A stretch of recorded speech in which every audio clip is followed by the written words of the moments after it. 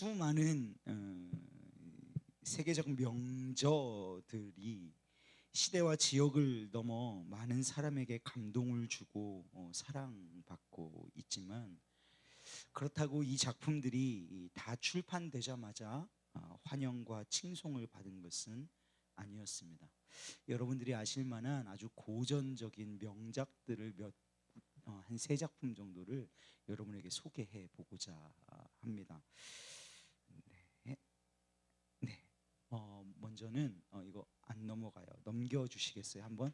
네, 한번 한 챕터 보여주시죠. 네, 저 책은 무슨 책이냐면 펄벅이라고 하는 여사의 대지라고 하는 책입니다. 또 마크 트웨인의 허클베리 핀의 모험이라는 책도 처음에 나왔을 때는 악평 중에 악평을 받았던 책 중에 하나입니다. 마지막으로 윌리엄 골딩의 파리대왕과 같은 책들은 지금 우리가 맞닥뜨리기에는 대작들로 여겨지지만, 당시에는 정말 문단과 세상의 비평가들로부터 한도 없이 얻어맞았던 작품들이었습니다. 악평을 받았던 이유도 다양합니다. 어떤 책은 시대를 너무 앞서갔다고 악평 세례를 받았고요. 어떤 책은 참 이런 것이 지금도 존재할까 싶은데 비평가, 이 책을 비평하는 비평가와 사이가 좋지 않아서 악평을 받은 책도 있고요. 어떤 책은 이것이 명저인데 명저인 것을 알아보지 못한 출판사와 또 언론사의 어리석음 때문에 악평을 받고 얻어맞기도 했습니다. 책을 이야기하면 조금 어려울 수 있으니까 한 번쯤은 여러분들 들어보셨을 비틀즈라고 하시는 세계 대중음악사상 가장 위대하고 가장 많은 사랑을 받은 그룹인 이 비틀즈를 모두 다 아실 것입니다. 그런데 이들이 데뷔했을 때에는 전문가들로부터 시대에 뒤떨어진 음악이라는 악평을 들으면서 무려 오디션을 49번, 50번에 하나 감한 49번이나 오디션에서 떨어지기도 했습니다. 21세기의 비틀즈라고 불리우는 그룹이 우리나라에 있습니다. 방탄소년단. 처음에 저는 방탄소년단 그래서 북한에서 있는 그룹인 줄 알았어요. 그런데 우리나라 뭐 BTS라고 그러더라고요. 이 그룹도 이제는 세계적인 그룹이 된 이 방탄소년단도 처음 데뷔했을 시에는 아이돌들의 아류, 복제품 정도로 악평 받으면서 무명의 시절들을 보내야 했던 시절들이 있었습니다. 사랑하는 여러분, 사람은 그 누구도 완벽하지 않습니다.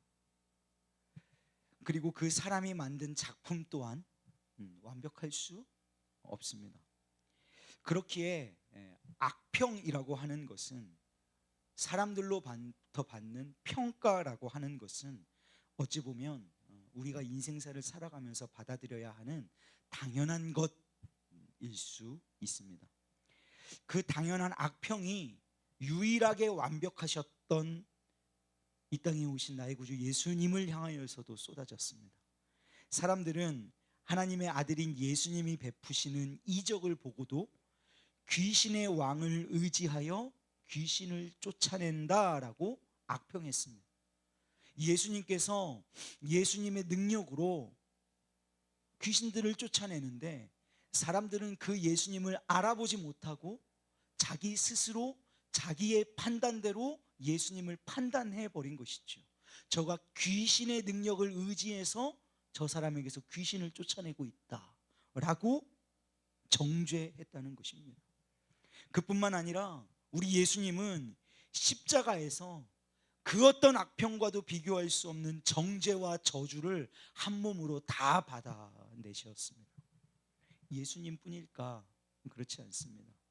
복음을 전하는 바울을 향해서 유대인들은 사도행전 17장 말씀을 보면 저가 천하를 어지럽게 하는 자다, 이런 말을 듣습니다. 악평을 듣고 있는 거죠. 바울을 고발하는 고발단의 변호사가 되는 더둘로라고 하는 사람이 바울을 송사하면서 사도행전 24장 말씀에 이렇게 얘기합니다. 우리가 보니 이 사람은 전염병 같은 자라. 여기 있는 누구를 향하여서 저 사람은 코로나 같네 라고 하면 그 얼마나 큰 저주일까요? 근데 그렇다고 얘기를 하는 거예요. 사도 바울을 향해서 이 사람은 전염병 같은 자라, 천하에 흩어진 유대인을 다 소유하게 하는 자요, 나사렛 이단의 우두머리라. 여러분, 악평은 이 땅을 살아가는 누구나가 받아야 할 숙명 같은 것이라지만 모든 악평이 다 옳은 것은 아닙니다. 물론 우리는 사람들의 평가 앞에 분명히 겸손하게 자신을 돌아보아야 합니다. 그러나 동시에 그 의견들에 있어서 때로는 초연한 태도를 가져야 하는 것도 반드시 기억해야 합니다. 왜 우리는요, 사람들의 평가 앞에서도 초연한 태도를 가져야 합니까? 조그만 칭찬에도 하늘을 날지 않고 조그만 악평에도 마음이 무너지지 않는 초연한 태도를 그리스도인은 왜 영위해야 할까요? 이유는 간단합니다. 우리의 삶의 평가는 오직 하나님만이 하실 수 있기 때문입니다. 우리의 삶에 대한 정당하고 온당한 평가는 온전히 하나님만이 하실 수 있기 때문입니다. 오늘 본문 말씀은 이렇게 얘기합니다. 사도행전 4장 3절입니다. 너희에게나 다른 사람에게나 판단받는 것이 내게는 작은 일이라. 나도 나를 판단하지 아니하노니 내가 자책할 아무것도 깨닫지 못하나 이로 말미암아 의롭다함을 얻지 못하노라. 다만 나를 심판하실 이는 주시니라. 사도 바울은 다른 사람들이 이렇다 저렇다 자기 자신을 향하여서 하는 소리들이 그 자신 사도 바울에게는 작은 일이라고 말합니다. 사람들의 판단에 연연하지 않는다는 것이지요. 여러분, 그럼 무엇에 연연합니까? 사도 바울은 하나님의 판단에 연연합니다. 하나님의 나를 정의하시는 그것에 연연하고 있는 것입니다. 사람들이 아무리 영웅이라 하고 성공했다고 칭송해도 하나님이 악한 자로 평가하시면 아무 소용이 없는 것이죠. 결국 모든 판단과 모든 평가는 누구에게 있다? 하나님께 있다. 우리의 모든 평가의 기준은 세상이 아니라 하나님이신 것이기 때문입니다. 그래서 4절 말씀 말미에 사도 바울이 이렇게 고백합니다. 다만 나를 심판하실 이는 주시니라. 한 번 더 다시 한번 해보실까요? 다만, 시작. 다만 나를 심판하실 이는 주시니라. 아멘. 한 주를 살아내실 사랑하는 우리 우왕중왕의 믿음의 가족 여러분, 한 주간 살아가면서 우리는 우리의 의지와 상관없이 때로는 우리가 의지적으로 꽤 많이 평가하고 또 평가받으며 살아가게 될 것입니다. 그리고 때로는 칭찬을 받을 수도, 때로는 악평을 들을 수도 있겠죠. 그러나 여러분, 이런 사람들의 소리에 너무 많은 에너지를 쏟지 마시기를, 이번 한 주간만은 그러시기를 주님의 이름으로 축복합니다. 우리가 에너지를 쏟아야 할 곳은 결국 우리의 평가의 기준 되시고 우리를 온전히 평가하실 수 있는 유일한 분, 우리 구주 예수 그리스도인 줄로 믿으시기를 주님의 이름으로 축복합니다. 이번 한 주만큼은요, 세상의 평가의 소리들보다 주님께 집중하시기를 소망합니다. 주님 한 분 더 사랑하고, 주님 한 분 더 바라보고, 주님 음성 한 번 더 듣고, 주님 앞에 홀로 서셔서 주님과 독대함으로 주님의 평가를 기다리는 저와 여러분, 주님 앞에 홀로 서시는 저와 여러분 되시기를 주님의 이름으로 축복합니다. 우리 주의 아름다움은 말로다 라고 하는 찬양이 있습니다. 이 찬양 가사 후반에요, 후렴에 이런 가사가 있어요. 내가 주를 경외함으로 주님 앞에 홀로 섭니다. 찬양 받으시기 합당한 거룩하신 주님. 한번 따라해 보실까요? 내가 주를 경외함으로 주님 앞에 홀로 섭니다. 여러 평가들이 있지만 때로는 그것들이 나를 송사하는 말이고 나의 가슴을 후벼 파는 말일지라도 그것이 옳지 않을 수 있습니다. 그러므로 너무 그곳에 마음을 쏟지 마십시오. 그리고 주님을 바라보십시오. 그리고 주님의 평가를 기다리십시오. 그러려면 여러분 주님 앞에 홀로 서셔야 합니다. 주님을 만나셔야 합니다. 매일같이 주님과 독대하셔야 합니다. 여러분 그 주님과 만나는 주님의 세상의 평가와 다른 나의 나된 모습 그대로 나를 온전하게 인정하시는 나의 주님으로 말미암아서요 이 한 주간을 감정의 요동에 우리의 마음을 맡기 빼앗기지 않고 하나님의 말씀을 의지하여 한 주를 승리하시는 저와 여러분 되시기를 원합니다. 자, 우리 함께 찬양하시면서요 우리 신앙을 오늘 말씀을 또 고백하도록 하겠습니다.